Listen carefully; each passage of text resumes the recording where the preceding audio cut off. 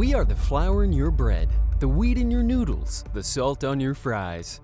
We are the corn in your tortillas, the chocolate in your dessert, the sweetener in your soft drink. We are the oil in your salad dressing and the beef, pork, or chicken you eat for dinner. We are the cotton in your clothing, the backing on your carpet, and the fertilizer in your field. You don't know us, but we exist all around you. You buy the food we process, you purchase the commodities we produce, you wear the clothes we make. And yet, if we ask you, who do you think owns it all? You wouldn't be able to guess our name. Welcome to Cargill Inc., a family of billionaires that run the food economy from the shadows. There's a reason why they are hidden in the shadows. You see, there are skeletons in their closets. From wars to deaths to slavery, there's nothing they haven't dipped their toes in. And once you dig it all out, there's no going back. If you like this video, hit that like button and subscribe for more. Get comfortable, grab something to drink, and let's dive in.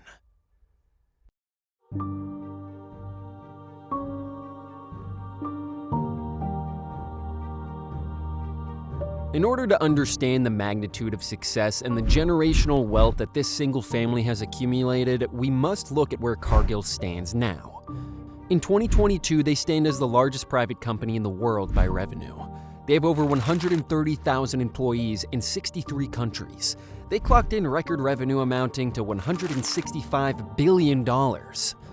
As of today, they own 88% of their company. The other 12% is being held by the employees in the form of company stock. If Cargill were a publicly traded company, they would rank 15th in the Fortune 500 list. Besides being one of the biggest privately owned companies, the Cargill family hails 14 billionaires, making them the family with the most billionaires. If the Cargill family were a country, they'd have about as many billionaires as Sweden or Israel. They're one of the oldest dynasties of wealth in America. Cargill carries with itself a century of wealth, 157 years of shrewd business and ruthless wit. Most companies that have such revenue would kill to go public, put up their IPO, and make money through their trading of shares of the company. But why is it that their company shares aren't traded anywhere? You'd think that a company with an A rating with both Standard & Poor's, S&P, and Fitch, and an A2 rating from Moody's would have no trouble attracting further investments. But there's a reason the family keeps their business away from the public eye.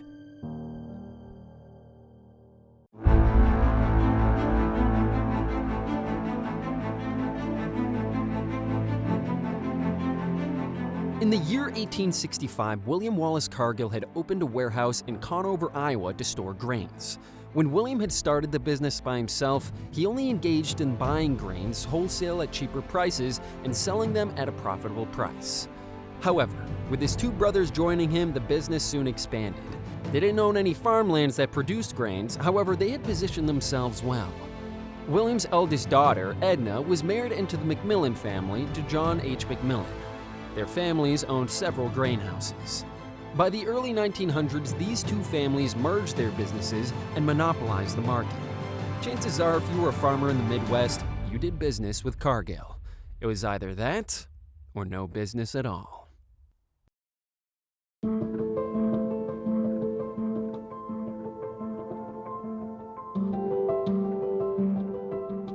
The Cargill-McMillan family understood the food economy really well. They were ahead of their time, and all of it can be attributed to their business strategy. They came to the understanding that the farther their products went, the more profit they made. They entered into their expansionary phase. In 1903, William Cargill had died without a will, leaving his debt-ridden business and risky endeavors heirless. A collective call was sounded that John McMillan was the perfect fit to save the business from liquidation. He had proposed the endless belt theory. They owned the transportation that brought grains from the farm to a restaurant in New York City. The idea was to own every step of the farm-to-table process. They sold equipment to the flour mills, sourced sesame seeds and other essentials for the bakery, and provided curing salt to the diners and delis.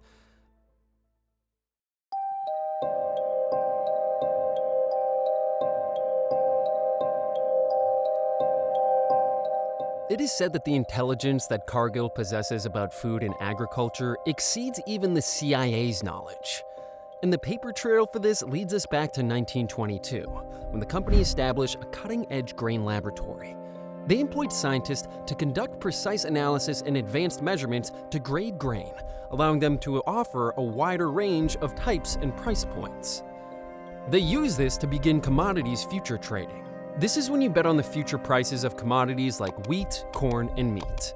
When betting on the prices in the future, every morsel of information you can get your hands on is essential. For this purpose, they acquired a competitor with more to offer than just grain merchandising. Their eyes were set on Taylor & Bornique's private wire system. This was so effective it was considered the internet of the early 20th century. Cargill had ensured that they could receive messages about any and all events that would affect the prices of the commodities they were betting on. Owing to the size of the corporate leviathan, they had their arms wrapped around different industries, monopolizing everywhere they went. As such, only the best information reached their ears. And if you're wondering, doesn't this sound awfully close to insider trading? Well, do I have news for you. In the futures market, all insider information is legal. Thus, this single company was able to have a say in the price of essential commodities. In simpler terms, Cargill set the prices on which the grain and meat industry operated. However, their whopping revenue of $165 billion didn't emerge from futures trading. It stemmed from much more sinister events: the Dust Bowl and World War II.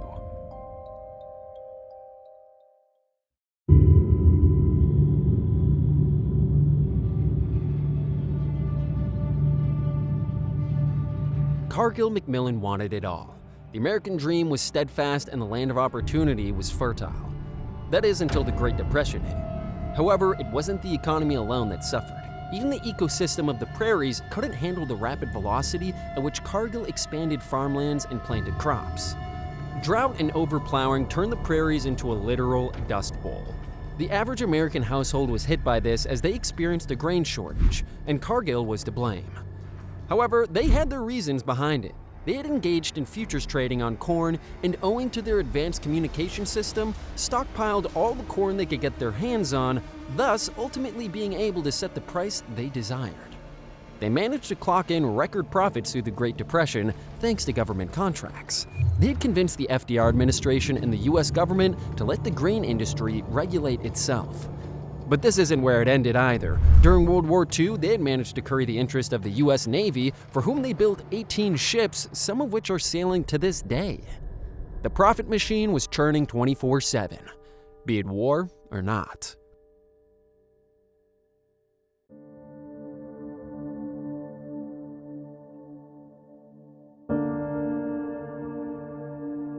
Cargill soon switched gears, for they were about to enter the meat industry. Tyson, JBS, National Beef, and Cargill own 85% of the meat industry globally. Cargill sets the price, the supply, how much we eat, what we eat, right down to the nitty-gritty details. Their history is littered with acquisitions, thus offering them the mobility in various complementary industries. They went from a granary to a monopoly in the food and agricultural industry. Their companies deal in industrial oils and dielectric fluids, animal nutrition, metals and shipping, trade and structured finance, business services, grain and oil seeds, cotton, edible oils and fats, wheat and flour, food ingredients, and ingredient systems. To understand the magnitude of just how much they own what we consume, a 2011 Fortune profile says, you don't have to love Egg McMuffins, or hamburgers, or sub sandwiches to ingest Cargill products on a regular basis. Whatever you ate or drank today, a candy bar, pretzels, soup from a can, ice cream, yogurt, chewing gum, beer, chances are it included a little something from Cargill's menu of food additives. All of this is to fuel their endless belt, profiting every step of the way. The issue is when one company, one family owns the majority of the industry, it gives rise to slavery, land grabbing, child labor, union busting, and poor working conditions for all.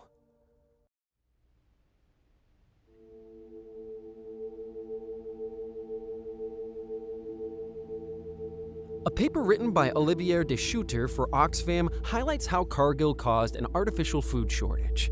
In 2007, the price of rice, wheat, and corn soared, causing many families to slide into poverty. Malnutrition was at an all-time high, and an undefined number of people succumbed to starvation. However, Cargill treated this like a regular business day. The shortage was created due to a speculative bubble. Meanwhile, Cargill profited off this. The shortage enabled them to increase their prices. When we say that this company is as controversial as it is enormous, we mean it. The cocoa sourced by Cargill is a result of unpaid and overworked child laborers of the Ivory Coast. These children were forced to work 12 to 14 hours per day. 1 in every 3 workers in these plantations are kids who had been trafficked from Mali. Cargill sold this cocoa to Nestle, another food giant embroiled in controversies. As recent as 2021, a class action lawsuit is pending against Cargill, Nestle, and Archer Daniels Midland, who deny plausibility. Cargill is the largest buyer of all the cotton produced in Uzbekistan. The farms there are known to employ children who suffer conditions similar to that of those in the cocoa plantations in Ivory Coast. Despite these allegations being known to the public, owing to the mystery surrounding Cargill, no action has been taken. Subsequently, they stopped trading with the Uzbek cotton farms. Cargill is neck-deep in allegations of union busting, as they pulverize the union against poor pay and poor working conditions. Even COVID-19 didn't halt the profit-hungry corporation. When lockdowns were being mandated, workers who were employed by Cargill were asked to show up for their usual shifts, completely disregarding a global pandemic. They were accused of buying land in the restricted regions of Colombia by setting up front companies. They created as many as 36 front companies and engaged in fragmented purchase of land. That's about 30 times the legal amount of land one can purchase. The most bizarre of them all is when Cargill sold 63,000 tons of seed treated with a methylmercury-based fungicide. The fumigated seed grain was provided by Cargill at the specific request of Saddam Hussein and was never intended for direct or animal consumption prior to planting. Funnily, this wasn't the first time that they sold inedible grains to Iraq. Due to this, they painted skulls on the package and warning signs were written in Spanish and English. Regardless of this, ultimately 650 people died. Their meat industry endeavors have resulted in several people falling sick and dying. However, no serious consequences have been faced by the food giant as of yet. Cargill also contributes to pollution, deforestation, and several other ecological problems. Noxious waste from hog farms and fertilizer plants have been spilled into creeks and streams, killing countless fish and fouling up wildlife refuges, wetlands, and reserves. And as if human rights violations and unsafe food practices aren't enough, they also engage in factory farming, where animals are packed into places so small they can't even turn around. They're injected with antibiotics that have been deemed critical to human health upon consumption. They also boast the title for the largest tax evasion case the UK has ever seen. Goldman Sachs and Cargill were fined 89 million euros. Cargill Argentina is suspected to have evaded $14 million in taxes. They're single-handedly feeding the people by destroying the planet. However, thanks to their aversion to the public eye, they've remained almost free of any public scrutiny. It's almost as if we don't know who we are fighting against. Even though we know of the crimes, there's not one person whom we can trace it to. Do you remember when we said that there's a reason that their stocks are not publicly traded?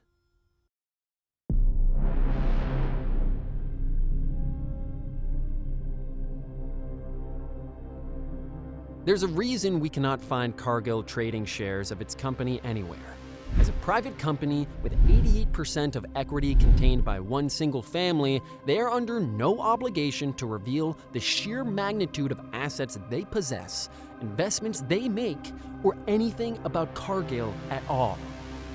They function on the golden rule that information is gold. And when they can access all of it, owing to their size, they withhold it from us, owing to their private ownership. The idea behind this is that the less people know, the better. Because this way, even if you want to hold them accountable for their crimes, you simply don't know who they are. They control the narrative around their company. The Cargills live extremely private lives, many of them on ranches and farms in Montana, Forbes reports. Whatever we know about them is whatever they want us to know about them. An article by Unearthed summarizes it perfectly. The image of the plucky family firm striving to feed the world is one Cargill has cultivated for decades, said Lansing. It has taken on different guises from the 1960s, but the message is basically the same. We are doing the world a favor. But one thing is certain, and that is the utter power that they hold on a global scale. After all, they're the salt in your food, the flour in your bread, the wheat in your noodles, the cotton in your clothes, and the people who control the basic necessity that sustains life itself: food. They're the Cargill family, and they are everywhere.